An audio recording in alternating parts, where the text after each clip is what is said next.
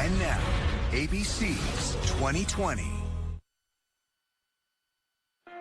In an America where some of the country is so prosperous, astonishing stories of determination, struggle, and resilience from people who want you to know how hard they are working to hold on to their American dreams.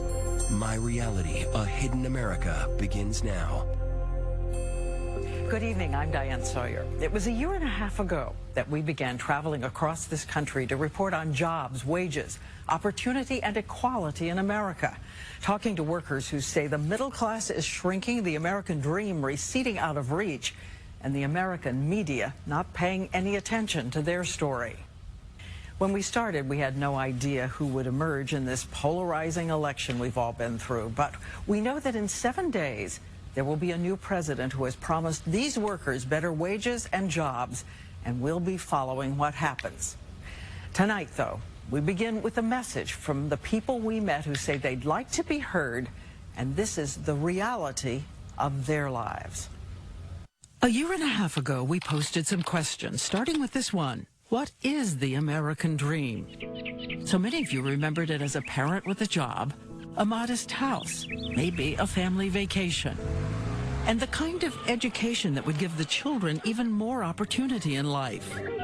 I remember that dream too. My parents grew up on farms in southern Kentucky. This was the house where we lived until I was 4. They rented it when my mom was a school teacher, my dad in the Navy. So thanks to the GI Bill, they got a house in a subdivision, a family street with picnics and 4th of July parades.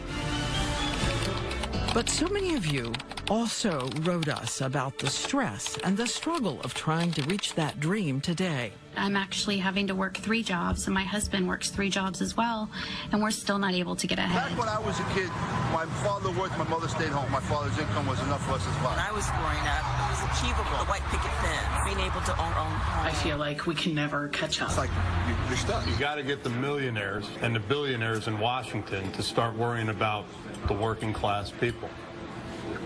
Because they don't know, don't care? I think they forgot. 2 facts. Over the past 30 years, the U.S. economy has been growing, but those at the top are getting more and more of the money. The top 20% have 14 times the wealth of the rest, the 80%, the largest inequality on record. And for the first time in half a century, the majority of the young people in the middle class are not earning as much as their parents did. Which is why, long ago, we started driving around the country. This is a stop at Wilkes-Barre, Pennsylvania. This fire station, Pennsylvania's bravest. I learned that 40 out of 68 full-time firefighters here have to work at least a second job. Though they say a generation ago, a firefighting income could support your family. But firefighter Chris Smith simply will not give up on that dream for his children. Chris Smith has 3 jobs. He works on rotation. His schedule's a Rubik's Cube. 3 nights in February, I'll get to sleep in my own bed. Every other night, I'm working somewhere overnight. We're there as he gets ready to go to work at his first job, firefighter on the night shift. I have to be clean-shaven for the fire department, so our mask will form a good seal on our face. Spare uniforms for every job that I'm going to over the next 2 days. Job number 1, at the firehouse, 15 straight hours. Chris makes us a video diary as 7 emergency calls come into the firehouse, one after the other. We are heading out on a call, possible structure fire, reported smoke. Job number 2 is as a trained paramedic. Some days, Chris goes directly there to work 8 hours. Job number 3, 5 hours as a paramedic in a different town. He races off to help a truck worker who was unloading gravel. I know you're a tough guy, but tell me if something was hurting, right? I will. Thank you. Not a problem, buddy. As he heads home to sleep, behind the closed doors of his house, Chris faces a different kind of stress and a lot of love. Hello! Hi, buddy. How was your day? Let's go make macaroni. His wife, Lauren, baby Ella, and toddler, little Christopher. So how many calls you had? How many calls? Yeah. 2 calls. That's 2? Yeah. Dad, you always say to people hurt. You save people who are hurt? Did you see the gas bill? They bought a house in a neighborhood where the public schools are good. Ready? Open up. A 30-year mortgage. They're also paying down big student loans. I'm going to go get ready for work. I love you. To save money, they tell us they bought used furniture online. They only eat out once a year on their anniversary. They buy toothpaste and razors with coupons. And Chris shows us the one pair of shoes he uses for going out, like to church. They're 10 years old. I can't tell you the last time my wife and I bought anything for ourselves. And then, just when the Smiths thought they might be able to come in on budget, two surprises. His health care premiums were jacked up nearly 30% in the past 2 years. And a storm flooded their backyard, costing thousands. At the end of each month, how much do you have left? Really nothing. He's such a good guy, and he works so hard. And the job that he does do is so incredibly hard and so incredibly scary. Chris looks longingly at the lives of the 20% of Americans who take up so much more of America's wealth. I want more time with my children, with my family. You're never going to get that back. The people who can afford vacations and savings accounts, security for the future.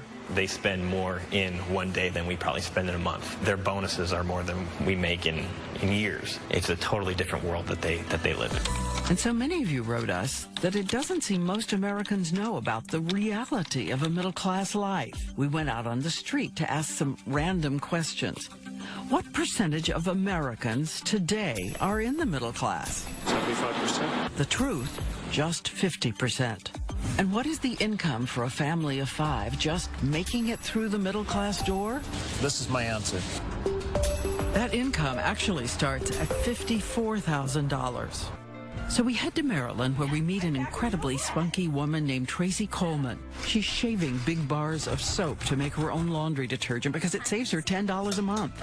Tracy's husband once had a union job in manufacturing, but it went away, so he spends long days installing air conditioners.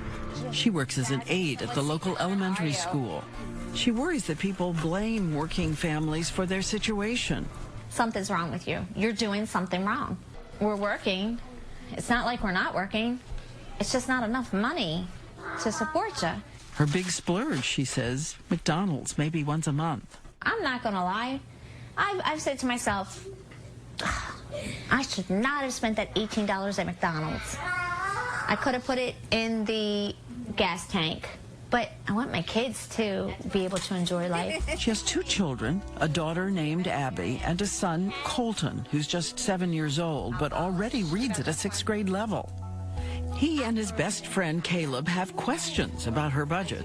How much money do you get? What I'm going to bring home is going to be $470 about. What? But listen to this.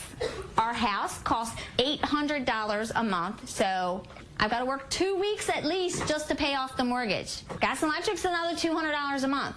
So that's another half a week. I have to pay for a car that's $200. So now I have to buy food, soup, shampoo, soda, toothpaste. So we're left with maybe $50 extra. Well, guess what? What if we want to go to McDonald's once? That's like $0. Yeah, that's like $0 that we can save. So how are we supposed to save? I don't know. Tracy hears all those pundits on TV saying that people just need to get a college degree. A college education increases your earning potential by 20%. Your college degree is your ticket in the door to get these jobs. So every day, Tracy tries to power up her failing computer to do homework for an online college course, fighting against the exhaustion and the stress in her life. And if you doubt what it means for someone like Tracy to get a little break, a different job opens up at the elementary school. It's still entry level, a parent-teacher coordinator, but with extra pay. I got this job. I got this job. One moment to savor on her family's difficult climb into the American dream. And when we come back, boy, the way Glenn Miller played. We set out to ask why the cost of housing has soared so high in America. Are you living in a truly middle-class home? And you'll meet a man who has spent the past 10 years commuting 4 hours to work, 4 hours back every day. And something pretty amazing happens. Boy, the way Glenn Miller played. Songs that made the hit parade. Return with us to the sights and sounds of Archie Bunker's neighborhood. 30 years ago, the television symbol of living in the American working class. Call Rudy in California. On the phone? No, Weed, just open up the window and holler. Here's Archie's house today, the blue one on the right. We took a walk there with Ralph McLaughlin, chief economist for Trulia, a real estate website. Those homes were built for middle-class Americans. They were built for teachers. They were built for firefighters. They were built for nurses. And those types of people can't afford those homes anymore. I see a middle-class neighborhood that is no longer affordable to the middle class. Kathy Massey moved into Archie's neighborhood 40 years ago. Her husband was a truck driver. She showed us who's buying these houses now. He's a banker. He's a CEO. She says in 1978, her house cost almost $60,000. Today, it's valued at $800,000. And these soaring house prices aren't just in New York. It's happening in job markets across the country. So we wondered about that other TV home, Roseanne's house in Evansville, Indiana. Bye. Bye. Bye. Quick, they're gone. Change the locks. Her house would cost $129,000. But Roseanne's fictional job on TV was in manufacturing. But in Evansville, the number of manufacturing jobs is shrinking. So home ownership in America is, where is it now? Homeownership in America is at a 50-year low. Think about that, Diane. How many things can you think of today are at 50-year lows? So Americans are right that something profound has changed. In the 1970s, a father on one salary could afford the average new home being built then. It was 1,700 square feet. 2/3 had fewer than 3 bedrooms, more than 1 bathroom, a luxury. The cost? $191,000. But today, the average new house is $360,000. And the home has grown by 60%, 2,600 square feet, 4 bedrooms, not to mention multiple bathrooms, as builders keep catering more and more to upscale incomes. I love this town. I love this community. This is Marisha Sevilla. I'm sorry, I didn't expect to get emotional. I can't take my daughter to the dentist. She's one of the people caught in the vicious choice between affording where you live and affording your life. I think I grew up middle class. My parents have 4 children. They own their home. I didn't imagine I would still be without any idea of how I would get into a house at this point. Her husband is a microbiologist at a lab. They rent a small 2-bedroom apartment in California. When we meet her, she's taken on 4 part-time jobs. Now I do dog walking and house sitting. College savings for the girls? Nothing. Add to it the 25% hike in rent in her town of Burlingame, California. Forget it. We drop in for tea with neighbors. I mean, teachers can't afford to live here. Blue-collar workers, the people that work in this town that we depend on, they have to leave. I've worked in biotech for 20 years. And so you have... I make 6 figures. And I can't give my kids what I grew up with. With 2 incomes, it's difficult. We can live here, but, can we thrive here? So you have to live in a place you can't afford to live to keep the job that you want to keep to. I mean, it's a tough. Right. It says a lot that almost everyone at this table with me a year and a half ago is gone. They had to leave their home. We gathered a panel of experts to help guide us tonight. All of them say they got to live their own American dream. Tamara Drought, the daughter of a steel worker. Being middle class security, being able to put away some savings, being able to save for retirement. All of those things have gotten so much harder to achieve. Darren Walker, who gives a lot of credit for his success to Head Start. Arthur Brooks grew up in a working class neighborhood in Seattle. Dan Gilbert, now at Harvard, but started his academic career at a local community college. Once upon a time, the gap between the rich and the poor was not a large one, and everybody on one side of it had hopes of getting to the other. 2 things have happened. 1, that gap has become extraordinarily large, and 2, the ability to cross it has become extraordinarily rare. It's a game of chutes and ladders that has become all chutes and very few ladders. As for the cost of housing, the experts say it's a lot about political leadership, like changes in the zoning laws. People who are privileged, people who are entrenched interests have made it impossible to build low-income housing, any housing. The solutions are within our reach. The question is, do we have the will to implement? In the meantime, the outward migration is creating a group of Americans called supercommuters. There's one light on up there. I wonder if that's his light. It'd be about, is it time yet? We travel to meet Ronnie Thomas, who is just getting up. He's 55 years old, he has a wife and 2 children, and because he can't afford to live near his work, every day he makes an 80-mile commute. But he also can't afford a car, which means he commutes 4 hours to work, 4 hours back, and he's done it for 10 years. Do you ever get up in the morning and think, I just can't go out in the cold and the rain and ride this bike and take this train and take this bus? Every morning. Really, this is every morning. Every morning I feel that way, you know. But I have responsibilities. I have a wife. I have kids. And these are my driving force.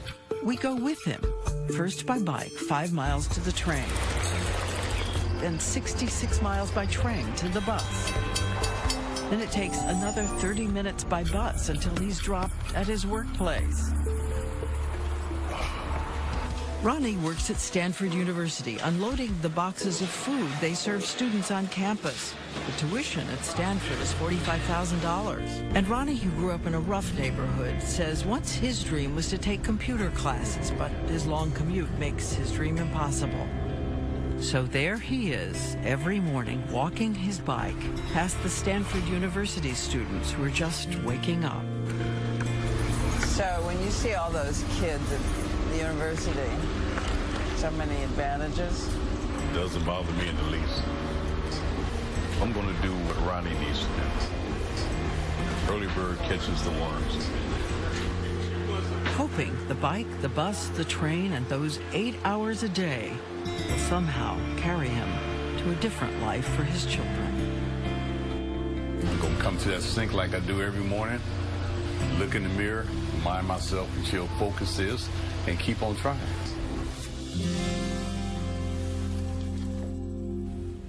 And we have some great news from Ronnie tonight. He saved, and he just sent us this picture of the house he has managed to buy. He still has that 4-hour commute from his home, but now he's saving for a car. Next, the reality behind that smile of a fast food worker. We haven't been to the movies since The Matrix. When we return.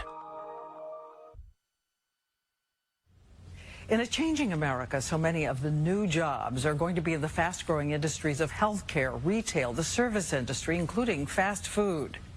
But many of these jobs are going to pay under $12 an hour, and 36 million people already know the reality of that. We head out into the middle of the country, to Kansas City, where we meet Terrence Wise. He's another American who believes you build a life on hard work. He leaves home at 5:30 and returns 16 hours later. He records the beginning of his day. Just like everybody in America, heading to work, trying to take care of my family. Good morning. How you doing? When we meet him, he has 2 jobs at fast food franchises, one at Burger King, a second at McDonald's. It takes him 8 buses to commute to and from his work. There's 3 more buses to go. Thank you. And there's a big change in the fast food worker. Back in 1980, the majority of fast food workers were teenagers. But today, 75% of these workers are in their 20s or older, a third of them with children. The American people, some may look and say, it's something you didn't do right. And they think, okay, well, you should have stayed in school, or you should have did this. Well, look, I'm working, I have a family, we're at where we're at in this life right now. This wasn't the life that Terrence had planned. He says he was once a smart kid in high school, dreaming of the University of South Carolina, but he had to help with family bills. I've been at Burger King, 11 years now, $8 an hour. After 11 years of service. And yet after all those buses, all those hours, he says no vacation time, no benefits. You go into these McDonald's or any restaurant and you notice the smiling faces. But when he leaves, he goes home to little food of his own, or no lights, no water. Terrence points out his hours can be reduced, so his income isn't guaranteed. One of the hardest things, watching the leftover food at the end of the shift. What do they do with the food that is left over? Where I work, the food is thrown away. 2 years ago, a worker at another store posted this on YouTube. You see, this is all the food we have left at the end of the night that we have to throw away. When we meet Terrence, he has already become a passionate advocate at the center of the national movement called Fight for 15, arguing for an increase of federal minimum wage from $7.25. I know with $15 an hour, if it started tomorrow, I would only have to work one job. Then I would have an opportunity to go to work and then go to school. When you're paying people $7.25, you are fundamentally saying to them, your labor doesn't really matter here. Our experts all agree that something has to be done for low-wage Americans, but they disagree what's best. Arthur Brooks of the Conservative American Enterprise Institute says some kind of extra tax credit would be best. We have wage subsidies, a really wonky thing called the Earned Income Tax Credit. He worries when the government dictates wages, companies cut jobs. But not everyone at this table agrees that will happen. We shouldn't require the employer to do that because that's what will lead to the layoffs. And that's a really dangerous thing to do. This is the boogeyman we've always heard about. All we do is protect people like us sitting around the table. That's who gets protected. But you know the argument they make that they'll just have fewer jobs. That's an argument they'll make. And that we know that they have the money to pay workers a living wage. If you pay your workers, we're going to sit on our money. We'll put it back into the economy. The top companies in the fast food industry made combined profits of $6.6 billion in 2015. While one study shows 52% of all their employees are getting some form of public assistance. Is this a way taxpayers are subsidizing the industry? Nobody wants to get food stamps. I want to go in and pull out my cash and buy my food and have insurance through my job. And again, he says, a little more makes so much difference. But go see a movie. I haven't been to the movie since The Matrix. And I don't know if you know how old that movie is. This is our stuff. And there's another changing face of low-wage workers in America. 60% of those who make less than $10 an hour are now women, like Kim Thomas, who works up to 120 hours a week in home health care. And because so many of these women and other low-wage workers have families of their own to support, we found a new growth industry in America. Mama. Overnight childcare. We have like about 50 children sometime at night. Most of our parents work at Walmart. They work at fast foods. They work at the warehouses. They work at hospitals. And they also work cleaning buildings at night. This single mother works an overnight shift at Taco Bell. Gotta lay down, babe. I'm sorry.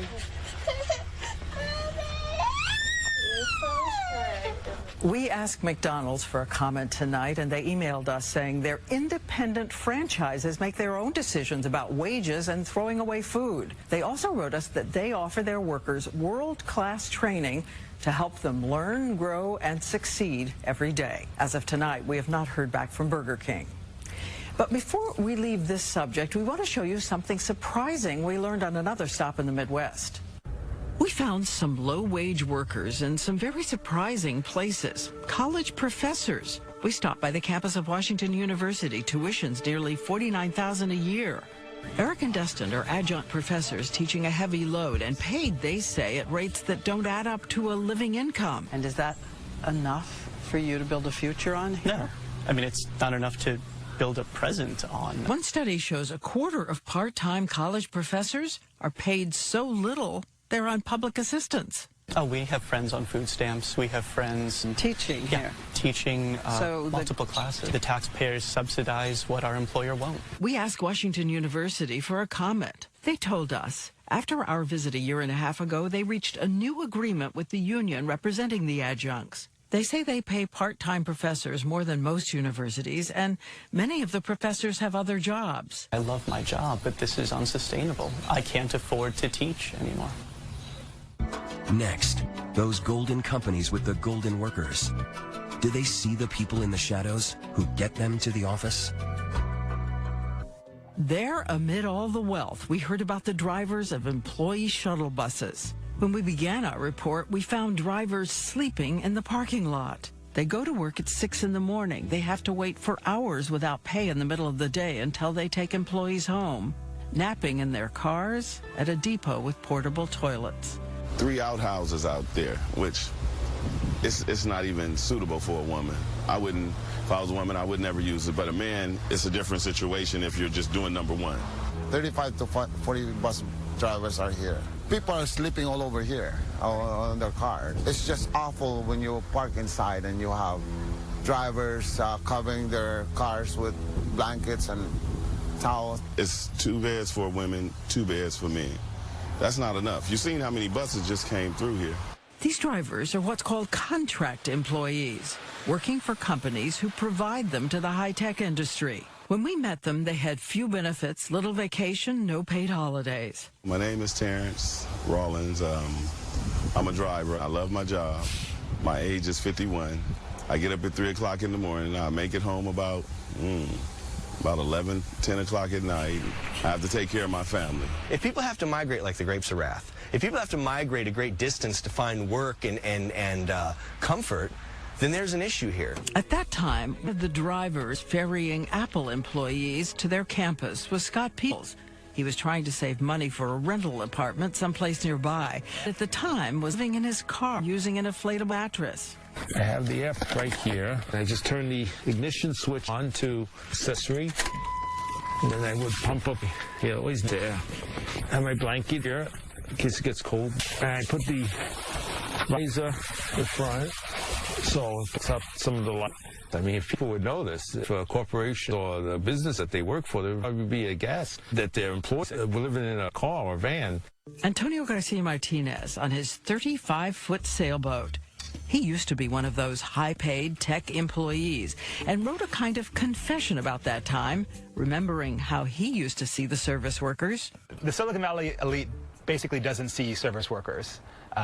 They're just basically blind to them as a class. I lift my glasses so I don't lose them, and then I get into the bed, hover on, and then just close the door and say goodnight. And it's not just drivers. A lot of service workers worked for contract companies, like the security guards greeting people every day as people come into the high-tech offices. We're more or less the company's ambassador. So we're welcoming all their customers. We treat the employees well. For years, Michael Johnson was a security guard at several companies. Says in the beginning, his job had value. When I first started, there were paid vacations, paid holidays. A lot of times you got bonuses. It was like a regular job. It's just that you were a contract worker. You were treated like one of the gang. But now? No more vacation, and then no more paid sick time. The hourly rate was dropping. And because these are contract employees, the people who work in the high-tech buildings know? Oh, I'm sure they don't. I'm pretty sure they don't. Do you think they care? Oh, I'm pretty sure they do. The service worker is just a cog in the machine, a replaceable cog in the machine, who keeps some small element of that machine going, but who really isn't part of sort of the cult or the dream or the vision of that company. We saw the parallel lives. Near luxury houses, trailers parked in the streets. Service employees living so differently from the people they serve. Irma Alvarado, a legal resident, working in this country for decades. Hi, I'm Diane. Hi. It's very nice to meet you. Are you Irma? Yeah, Oh, Irma. it's so nice to see you. Irma, 62, is a contract employee who has spent 26 years cleaning restrooms and offices at Visa. She says for the first time ever in the last couple of years, she got a Visa gift card at Christmas for $25. $25 Yeah. after 26 years? You're smiling. Is that how you feel? No. Irma's grandson, who has no place to put his clothes in their crowded house, tells us his American dream. I will have a big bed, and I will have a drawer to put all my clothes. You'd like to have a drawer? Just one drawer. How many drawers? 10 drawers. Our experts say companies can cut costs by using contract employees. If anything, the practice is growing. The challenge? How to grow together. One of the problems with this is in each link down that chain, the pressures grow to lower labor costs. I'm confident that our economy will grow. The question is, will it yield an America with shared prosperity? And a moment for a footnote from our travels. We ran into a mother and daughter who cleaned the bathrooms at the Detroit airport. This is Linda. I see people living where they get the money from. They told us they too would like to send a message. And it's not about money, it's about something simple. We go into restrooms and we clean them. We have to clean toilets, we have to wipe down stainless steel. And no one even says thank you. A lot has changed since we first reported from that parking lot in Silicon Valley. The bus drivers voted to unionize. There was publicity about low wages and few benefits.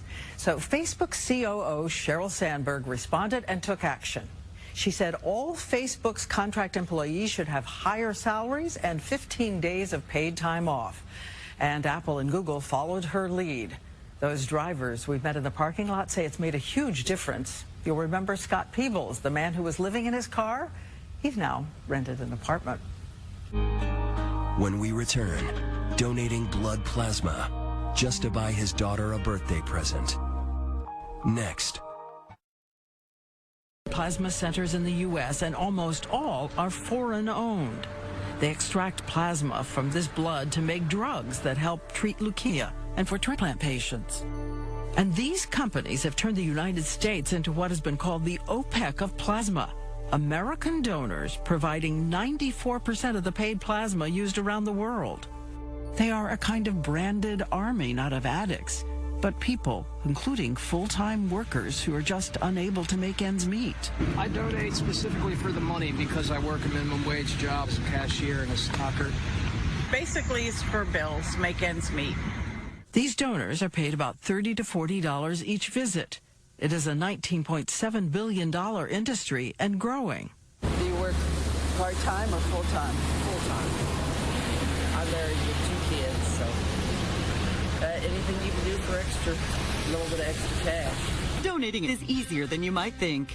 Simply relax, watch TV, or enjoy our free Wi-Fi in a clean and friendly environment. Well, I use Friday, one day I use Sunday. I switch up every time, and it's a 21 gauge needle, so it's pretty thick. When we first meet a donor named William Harris, he works full-time at Burger King. Some nights when the shelter is full, he sleeps in a storage closet. His room is a chair, surrounded by spiders. By his side, a well-read self-help book about success, how you get ahead in America. I love that book. And you still believe that hard work is going to get you there? Yes. No other way. So why is it that these foreign companies recruit their donors in the United States? We learned that most of their home countries have banned the practice of paying money for plasma. There's one more person we met walking to give plasma twice a week. His name is Gaylord Cade. You're actually helping somebody else out too here. When we meet him, he's working 2 jobs, one at a grocery, one in fast food. But says he's donating because his daughter has a birthday. He needs $7.50 to buy a bathing suit and money for a cake. He doesn't want his kids to know how he's getting it. I try to take off my bandage before I get home. We went to the apartment unit he's renting. We met his 6-year-old son, Eric, who tells us how he feels about the dad working so hard to support their family. A giant planet that, like, with the giant head is all the way to outer space and in heaven and in Paris heaven and giant.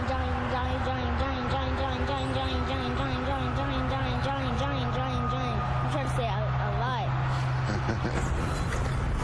And Daddy working on getting a car.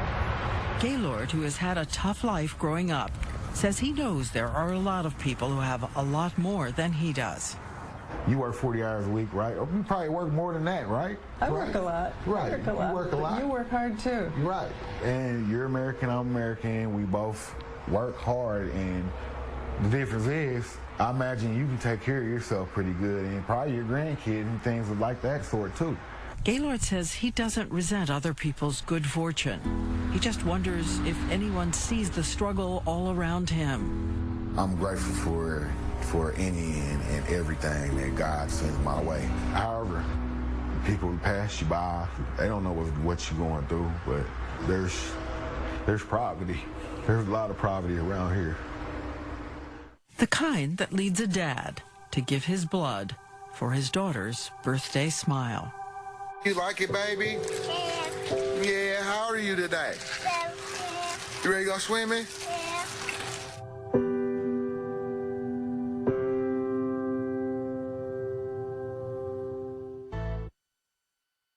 Last November, a group called Just Capital announced a bold idea. They were going to rank companies not by profits, but other qualities. They polled Americans about which qualities they admired the most in a business, and up came leadership, worker safety, but number one on the list, paying a fair wage. Billionaire hedge fund manager Paul Jones started Just Capital, and he thinks American consumers are ready to spend their money on companies they most admire. The people who run corporate America today, they're generally good people. They're good family people. I think they'll welcome a little bit of a shifting of what priorities should be back to core American values that come from Main Street. All over the country, there are business leaders saying it's time to bring new ideas to American workers and their wages. The well-known burger joint that gives employees stock options. Some companies help pay off college loans. And some of the most exciting ideas are rethinking education and giving workers a path to the future. BMW in South Carolina trying to create a school-to-job highway. The company created a program to train people in mechanics, robotics, and so far, every graduate got a job at BMW with the prospect of salaries up to $90,000. Put up charts on. And this is a man named Mark Bertolini who has ideas of his own. He's the son of an auto worker, successful CEO of a Goliath company, Aetna Healthcare, 49,000 employees. Bertolini says it all has to begin with corporate leaders who want to learn the lives of their workers. Where do they live and what are their lives like? And it took me 6 months to get that data, but once I got the data, I was embarrassed. He says when he became CEO, he was surprised to discover that some of his full-time employees were paid so little, they had to go on public assistance. And I said, how can we let this happen? Here we are, a major Fortune 50 company with employees who are suffering every day to make ends meet. So Aetna raised salaries to at least $16 an hour. They're helping workers pay down college debts. Bertolini even pays workers to sleep more at night. And he vowed not to pass any of these costs on to the Aetna consumer. You know, our stock price is up. You know, we haven't lost a step, but we've spent millions of dollars doing this. I don't understand if it's obviously a great investment, if it's your stock price is still going to go up. Mm-hmm. You would think it would be obvious that everyone would be doing it, but they are not. Why are they not? You need to change the dialogue from... A dialogue, he says, that creates a new measure of success. 18% of the American public actually believes corporations are good. 18%. So, you know, how much lower do we need to go before we figure out this doesn't work? And so instead of waiting for it to go away, why don't we step forward with some courage and conviction to make it better? A new capitalism. Yeah. Let's reinvent it. I mean, we're the captains of it. Why shouldn't we be the ones that say, here's the new way? Let's us as a group of people stand for something and say we're going to do something about this. And Bertolini says if there are CEOs in America who don't know where to start, just give him a call. And as we said, in 7 days, we will have a new president who has promised better wages and jobs. And we're going to be following some of the people you met tonight for the next year. A few other notes. Chris, the firefighter, got a new pair of shoes for Christmas. Marisha now has a full-time job as a personal assistant. William has a warehouse job, a place to live, but he's still getting money for donating blood plasma. And finally, that fast food worker and activist Terrence, well, several months after we met him, there he was at the White House. He'd been asked to speak on behalf of low-wage workers. I'm Diane Sawyer. Thank you so much for watching tonight, and good night.